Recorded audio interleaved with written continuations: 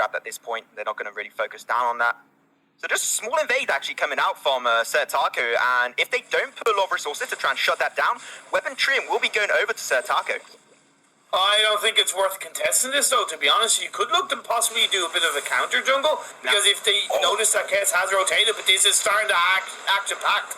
Hugely ultimate going to connect on 4 enemies on this side actually of the door. Has been nice. The Gauntlet will get a little bit more extra CC on put, but they will not close all through. Double kill going their way. That's just an insane early game team fight going over to Sertaco. Crystal Trim, will it be stolen away? We'll have to wait and see.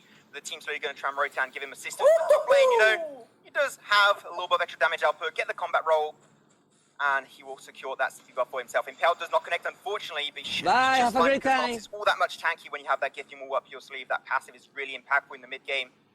He will be able to combat roll his way to safety, poke the potato around the corner. They do have actually the scout cam, so he should not be able to pull off an insane engage. Now he's going to go for it. Bada boom right on top of Rony, but right in the wall. Unfortunately, that will not pay off at all. The Woman Impale coming out from top lane. Huge impact. Where it is, Death Bomb above, going to be able to get a little bit more CC on top of that Arden. They can't really follow up with any extra damage output, but it's just going to be a little bit more passive now. But this turret should be going down in mid lane. Like, when you look at what Sertaco are doing right now, they're controlling all these lanes. Another engagement coming out is being very effective. Scarf takes down this Tony. This is going to be absolutely crazy coming out from Sertaco. Utility Tony jungle, the best hero in the game, obviously. For the Black Claw, I think that's an okay call. Actually, Black Claw can get more than 2, even maybe 2 turrets and an armory, so that's actually a really good call on themselves. They know that they're split, so they're just going to try and focus all of their efforts on this Black Claw right now. Tony does have the Storm Crown. If he wants to try and steal it, he's going to be the one-man chance. It's going to be a little bit too close. Lance going to try and get a little bit closer. Bada Boom going to get them away from that Black Claw. And it will be stolen away. Hippity hoppity, your Black Claw is now my property. Engaged right coming through on the side of Sertaco. His Gauntlet will not be doing too much of an impact. Does shut down the Tony in the process. Utility Tony jungle, the best hero in the game, obviously. Hello, darkness, my friend. Like, and I think Jula is the kind of hero that when she is in the meta, she very heavily complements an aggressive player. Might be a new opportunity for the side of the Doors to actually get a better fight up their sleeve. I think that's going to be really interesting. Though Paul, be careful. He does have the grab. He does have the visibility. If you get grabbed into this ghosting pit, you will not be coming out alive. And he does get on top of the law line. Oh my god, this is not looking too good. 819 damage from that Leo. Gifting will trying to create a little bit more distance for this fight. But now ghosting is going to be avoided. A few of these like 2 teams did take a few heavy hits, but they will be just taking it passive again.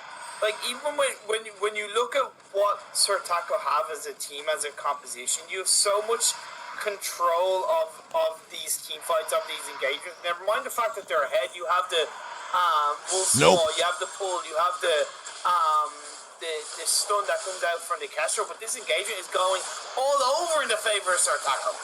Sertaco, they get the objective, and now they're just going to try and rampage on through, get the kills to try and finish maybe this game through the mid lane. Last going to get CC by the Gauntlet, an extra bit more, and the Scarf is just going to finish him with that goop just in time with the Fan of Flames. See that damage coming up on the Aqua rounds is actually pretty impactful. Yeah, exactly. So that's why he was being respectful. I think he was like, okay, maybe I need a little bit more mobility. Maybe I need to get a little bit more ability cooldowns get reduced. I think that's what he's aiming for this time around. But be careful getting a little bit close actually to this race. Holy Nova does go down. The Benediction, sorry for that. And also looking for a ring gauge once again on the Acro bounce around top. But unfortunately does not quite connect on top of the Scarf. And he's just going to get pushed back once again. And that Churmwalker just doing an insane amount of work. If he had his ulti, that would be insane. They're 2v3 in this entire situation. Now Acro bounce coming on through. Also another fast from Never Sadie. And here it is, a turret shot getting 2 kills on their side. Mini Sido might be the 3rd kill going their way. And here it is. This is why you don't want Oza in the mid lane. He walks right into that goop. Big mistake. Can we surrender? So, like, still had half health, should I say. That's just absolutely ridiculous. They're going to look to take down the Jewel. The Jewel gets taken down while dropping ahead out of the game. This is just going to be game over. Tough Jewel is going to take this game, and we will see last minute team. Changes, he's so hungry in energy, but though Potato King is going to be dived off in the top lane, just force an early game blast. Mighty Tigers is not stopping quite yet. Maybe a Feint of Heart would be enough. Here it is, heavy damage output from this turret. One more shot will be enough, but Jesus though going to take a last turret shot. Burst of blood going over to Potato King for the side of Baked Muffins. A little bit too deep of a dive. Nothing too insane happening. But right now, I wanted to talk about one very specific power spike. Is actually in top lane again. A nice dive on top of Potato King. But I say nice dive is actually not a good dive. Potato King will be able to survive that once again. Potato King, the Bye, have a great time. Starting a little bit, going for a rotation to bot lane to get that turret. That was his game plan. He's actually trying to just apply a lot more pressure on these turrets. An extra kill going over to unranked on that Inara. Secures the kill on T-Tigers. That's going to be an easy push for starting 11. Bot lane as the reaction time seems maybe a little bit slow. Only the Sunfong is back put in to try and deny the push from the Scarf. Crystal Trin going to be fought over by T-Tigers. Secures it really easily as he does have that Storm Crown up his sleeve. Rose defending it. Engage from his Magnus. Oh my god, that ultimate by the Magnus. Crystal played in a really nice job, but unfortunately he gets reception right by Pipitapia with that Master Lesson. Unranked actually going to have to force out that blast. Crystal a little bit forced out just in case he does go down to T-Tigers, but that will be fine for the time being. That was actually a pretty nice re-engage from Baked Muffins. And I think that's kind of what he has to do. Tigers getting a little bit of pokey action. Here it is. Vein of Heart doing a nice amount of damage, forcing out the Water Wall from Niku Free on himself. And actually, Unrank coming in to rescue. The cavalry's here. Tigers does get out with a Vein of Heart just in time and seem like they will survive the encounter. As I say that, Pipitapia once again involved. What was that? Oh, that Rocket Leap not working out at all for Jesus, and he's just going to completely get melted down by that Tiger's Bridge and also that Divine Fist. He's so low right now, but Crucial Players does not have the information on the flicker, unfortunately. Mid lane is getting pushed actually pretty hard as Crucial Player looks like to try and get that nice shutdown on top of this guy. Oh my god, the wombo combo! I like it because there's so much CC on the side of Baked Muffins. And they do have a lot of tanking. Yeah, okay, the breaking point is going to be able to build up sacks, but either way, Master Lesson does come out. This first 5v5 is going to be executed right now. Samfang gets put down to very low health. T-Tiger is going to be able to survive. Samfang did get taken out by the flicker, as you did see Inara being taken out. Finally, the Kinetic comes on board and makes an impact. And Flicker is going to be able to get the fairy dust coming off, as Black Fairy gets taken down by the Magnus. Here it is, win NA, it's American Sniper time, baby! But now, engaged from Jesus with that Thunderstrike, shuts down that Kestrel instantly by the Truth of Light, and that was when the Tiger's Bridge came out from Pipitapia and just instantly shut him down, so got a little bit careful there, instantly stunned once again, T-Tigers rode defensive away. Luckily, the team was not ready to follow up on that Tiger's Bridge. If that was the case, maybe would have seen T-Tigers actually go down and seen his third death in the game. Bot lane though, look at that insane bot lane push coming on through, that actually might create a point of pressure, and that's why I think that Tigers can be can apply so much pressure on the enemy team, because if they don't take care of that bot lane, they're going to have a little bit of issues. But now they know that Sunfong is over there. Maybe this is a prime opportunity for Washed Up Warriors to force a fight 4v5. They have the opportunity. Dragon Breath is going to be coming on through from starting all over. Get insane damage output on top of this Magnus. The Fountain will be forced out. Sunfong going to teleport back actually in the fight, and it will be secured by the one and only T-Tigers with that flicker.